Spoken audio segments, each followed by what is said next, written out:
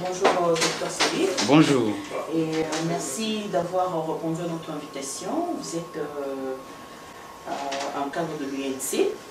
Aujourd'hui, on va essayer un peu de parler sur la communauté préparatoire du dialogue qui a déjà été lancé le mardi par le facilitateur à la personne de M. Edem Kodjo. Alors, ce qui a surpris la population, ce qui a surpris la classe politique du côté de l'opposition, la présence de l'UNC dans cette comité préparatoire. Comment l'UNC peut se justifier? Vous faites partie de cette classe politique. Merci beaucoup pour l'invitation. Au nom de l'Union pour la Nation congolaise et du président Vital Kamerhe, je salue nos téléspectateurs. C'est le lieu pour nous d'éclairer certaines choses parce que finalement la manipulation bat son plein. Quand les gens disent que nous avions trahi, finalement je ne comprends pas qui dit vrai, qui dit faux et nous avons trahi en quoi. Le dialogue que venait de lancer Edem Kodjo, qui est le médiateur, le facilitateur international, c'est le dialogue selon le format 2277. Dans son discours inaugural, Edem Kodjo a été clair sur le respect de la Constitution ainsi que de la résolution 2277. Mais nous nous posons des questions. Quel est cet acteur politique, quel est cet homme politique qui est contre le dialogue 2277? Personne. Tous nous sommes d'accord sur le dialogue 2277. Notre position d'entrée au dialogue est motivée par l'accompagnement de la communauté internationale avec cette résolution 2277 qui a été votée, pour la plupart ne savent peut-être pas, au mois de mars, fin mars 2016. Quand nous étions au courant de cette résolution, nous nous sommes dit que non, la résolution 7 nous oblige d'aller vers un dialogue pour lequel on n'était pas d'accord, mais la résolution est précise que c'est un dialogue essentiellement électoral. Où dans ce dialogue, nous allons parler de la Constitution ainsi que du respect du principe de l'alternance. Nous disons que c'est une bonne chose. Mais chat échaudé craignant l'eau froide, se rappelant des résolutions de concertation nationale, nous nous sommes dit qu'il faut des garanties en termes d'évolution, de déroulement des travaux et aussi en termes de mécanismes de suivi, l'applicabilité des résolutions de ces dialogues. C'est comme ça que le président Vital Kamerhe a convaincu la communauté internationale et nous avons eu ce qu'on appelle le panel, qui est le groupe de soutien composé des structures des Nations Unies, OIF, Union Européenne et d'autres. Après avoir obtenu ces instruments juridiques internationaux et l'encadrement, nous nous sommes dit en nombre de temps, nous nous surpassons, nous allons dans ces dialogues, parce que pour nous, le dialogue a toujours été et restera un prétexte pour le président Joseph Kabila de ne pas organiser les élections. Nous disons, nous y allons à la demande de la communauté internationale pour vider ces prétextes. Si par hasard heureux, nous obtenons l'alternance et que le président Joseph Kabila nous convainquait et qu'il nous disait dans ces dialogues qu'il ne sera pas candidat à la prochaine élection présidentielle. Mais c'est quelque chose de bon. La population, le peuple aura gagné parce que ce que tout le monde craint, c'est un troisième mandat pour Joseph Kabila. Je ne vois pas le président Vital Kamerhe accompagner Joseph Kabila vers un troisième mandat. Si je peux le dire en lingala pour ceux qui pensent que nous sommes là pour la primature, Toroki Kozanga Nzokote à 2016 pour indiquer la primature. Nous ne sommes pas dans ces considérations-là. Mais s'il doit y avoir une petite transition et que dans un compromis, il doit y avoir une transition et que si la primature revenait à l'opposition, ça sera à l'opposition de juger. Mais nous disons ceci, nous avons proposé un schéma, nous avons proposé une résolution des crises avec 3 schémas. Le premier schéma nous amène vers la tenue de l'élection présidentielle dans les délais constitutionnels, c'est-à-dire au 27 novembre, qui est élection présidentielle, bien évidemment, après avoir eu la convocation du corps électoral le 19 septembre, qu'au 27 septembre, il y ait qu'au 27 novembre, qui y ait élection présidentielle et qu'au 19 décembre, qui y ait passation civilisée des pouvoirs. Ce schéma-là que propose l'UNC, le premier schéma que je viens d'expliquer, c'est un schéma qui va nous demander l'usage ou l'utilisation de l'ancien fichier avec les conséquences qui s'imposent. Les nouveaux majeurs ne seront pas pris en compte. les déplacements, le mouvement des populations, bien des personnes, ceux qui étaient à Inongo vivent maintenant à Boudjala, alors qu'ils étaient inscrits peut-être ailleurs, ne seront pas pris en compte, ainsi que notre diaspora. C'est une décision courageuse. Nous pouvons y aller et personnellement, je suis convaincu et confiant. Ces fichiers nous ont produit Joseph Kabila à 2 reprises, en 2006 et en 2011, donc on peut y aller. Il faut que la classe politique lève l'option. Deuxième schéma, c'est le schéma toujours proposé par l'OIF, que nous avons calqué et pris. L'OIF venant proposer, quand l'OIF était venu pour le toilettage du fichier électoral, nous avait proposé 2 scénarios. Le deuxième scénario que je suis en train d'expliquer sur le schéma de 3 est de modifier partiellement les fichiers électoraux.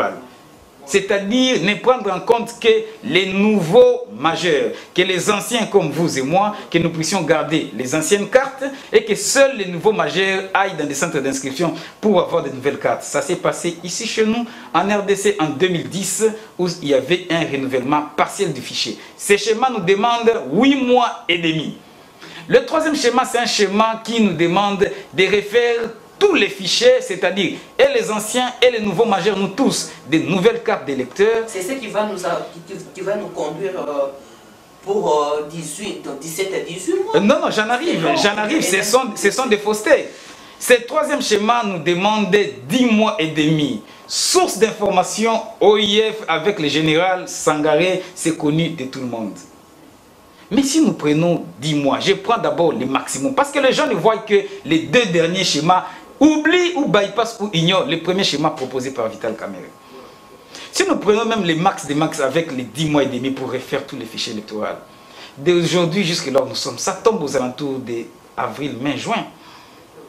Mais madame, de l'année prochaine 2017.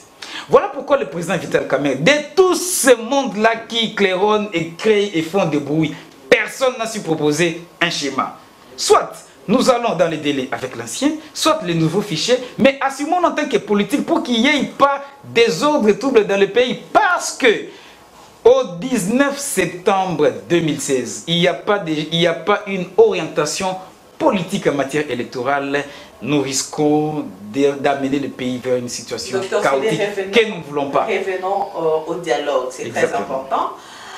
Aujourd'hui, vous parlez de tous ces chemins-là éclairés par le président Vital Kamerhe. Aujourd'hui aussi, l'UNC accepte le dialogue. Moi, maintes fois, on a passé des interviews avec vous. Vous marteliez sur les refus nous étions contre le dialogue. Et aujourd'hui, d'un coup, UNC s'est dit d'accord, prêt pour le dialogue avec les intérêts que vous venez d'énumérer. Alors, croyez-vous que le dialogue peut avoir lieu sans la participation de l'UDPS ou encore de rassemblement qui est sous la houlette de M. Etienne Tshisekedi? Non, j'aimerais d'abord éclairer l'opinion nationale et internationale que le dialogue dont nous parlons actuellement n'est pas le dialogue du début du processus, moins encore celui du milieu. Nous sommes au 3e dialogue. Le premier dialogue, c'était le dialogue, je vais vous rappeler, avec des faits, où après l'élection chaotique de 2011, l'élection présidentielle, l'UNC, c'est-à-dire le président Vital Kamerhe, a amené ses pairs de l'opposition vers Addis Abeba expliquer la situation chaotique en RDC aux pairs africains, où nous avions, avec ces lobbies, obtenu ce qu'on a appelé l'accord cadre d'Addis Abeba et la résolution 2098. Restons objectifs, madame. Est-ce que vous entendez encore parler de l'accord cadre d'Addis Abeba? Non. Est-ce que vous entendez qu'on parle encore de la résolution 2098? Non. Parce que ce dialogue-là que nous réclamions à l'époque, c'était un dialogue pour résoudre la crise de légitimité née des élections chaotiques où nous avions 2 personnes qui avaient prêté serment, Etienne Tshisekedi Alimete et Joseph Kabila à Mongaliema, cité de l'OIA. Mais parce que le temps est passé, arrivé vers le milieu de la mandature de Joseph Kabila, viendra maintenant le 2e dialogue.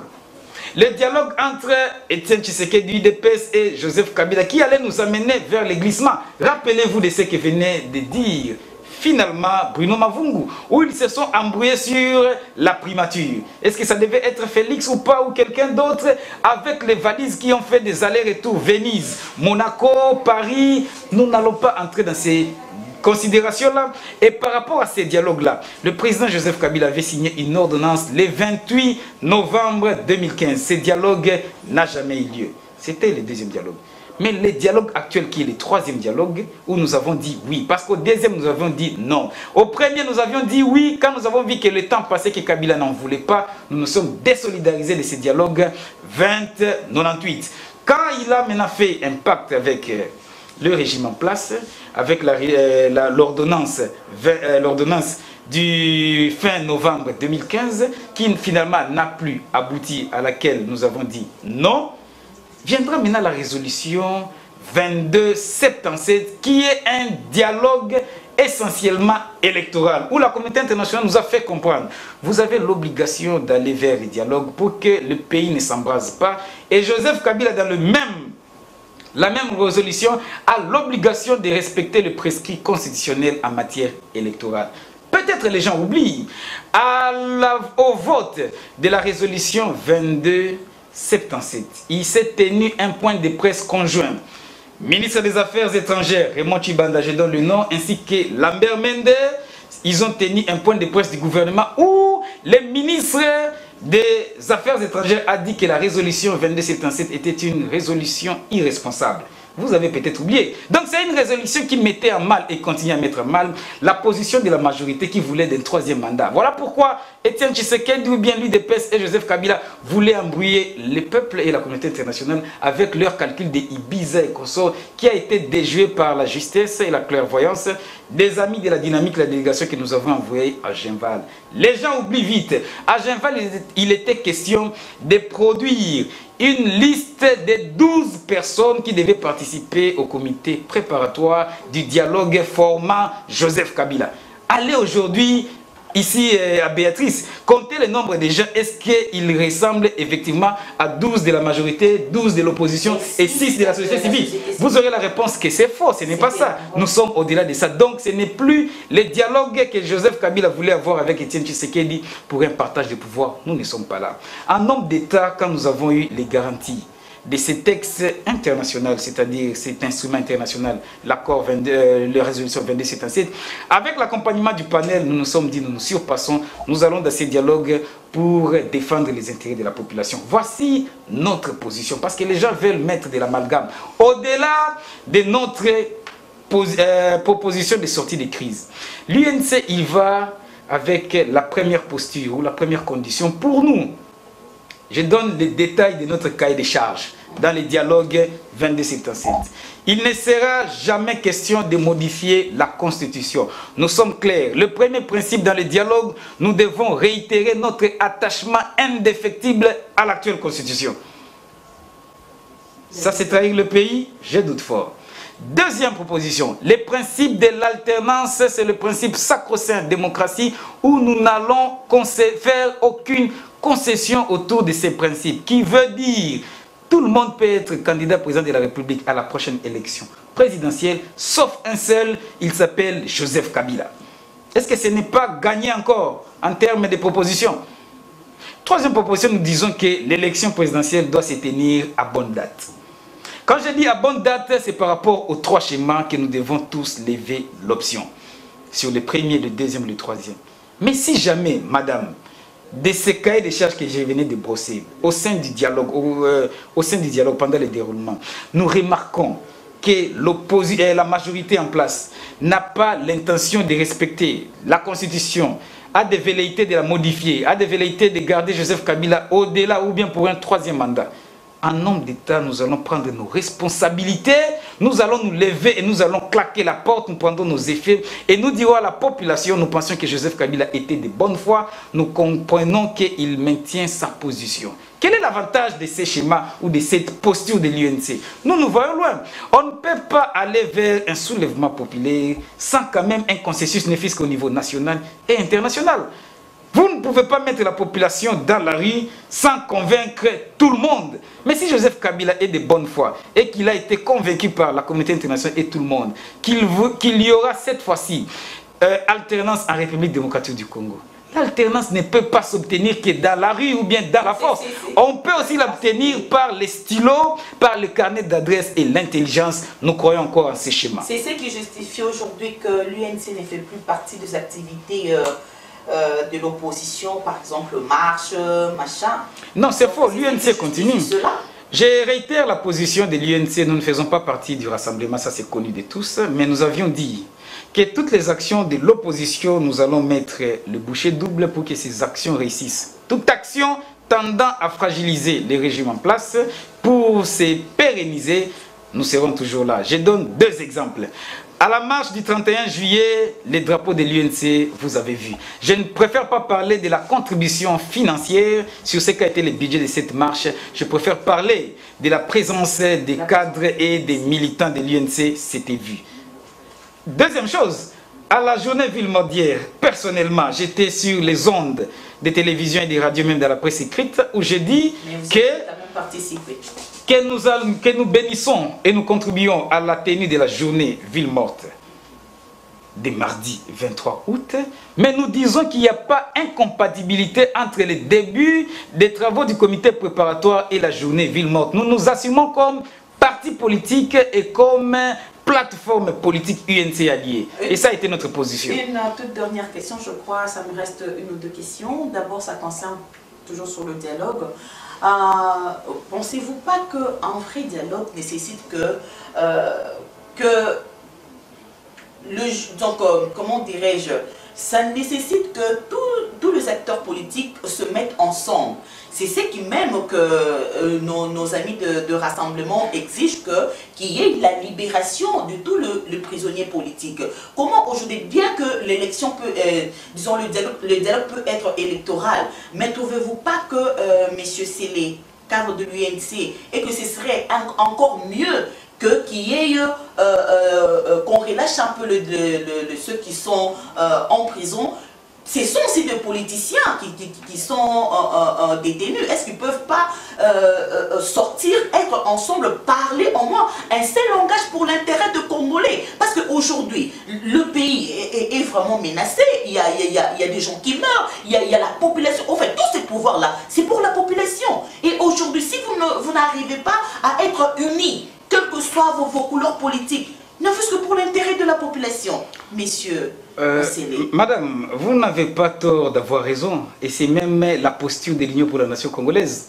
Nous sommes l'un des partis qui ont plus de détenus politiques, et nous avions une chaîne qui était mise sous silence. La chaîne est déjà libérée. Non, je rappelle d'abord l'histoire, parce que beaucoup veulent tirer sur nous. On a libéré que la chaîne de Vital, voilà pourquoi il est parti ou je ne sais quoi. Quand cette chaîne a été mise sous silence, beaucoup n'ont rien dit, et ceux qui étaient dans la majorité qui aujourd'hui sont dans l'opposition, et ceux qui étaient depuis longtemps dans l'opposition.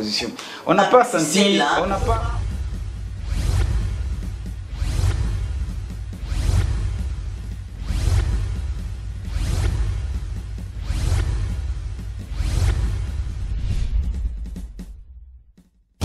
Tumba sita mikeya pamba uye bapata punya uye izanga ti tumba sita mikeya pamba Kongo ya lobby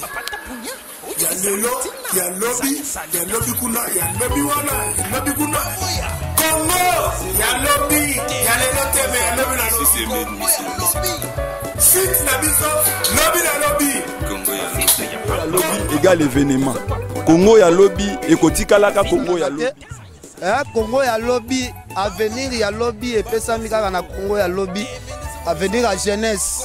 Congo ya lobby puka na masolo yangoyo, suka na masolo yangoyo. Bon, Congo ya lobby, yango na émergence, ya moufite ya mboka. Congo ya lobby, www.congoyalobi.net et pas ya JBS, le mannequin du média. Soki ete na mboko nani susu.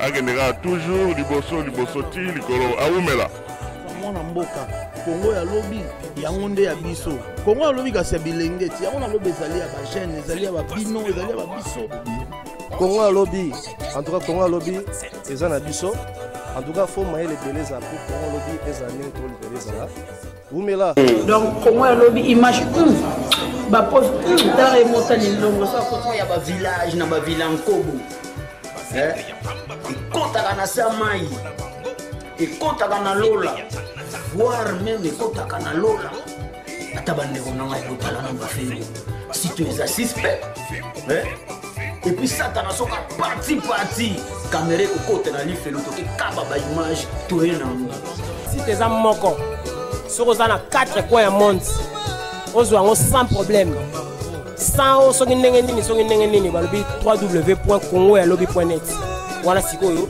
avec le mannequin du média JBS le patron oyo avandi sa makambo avandi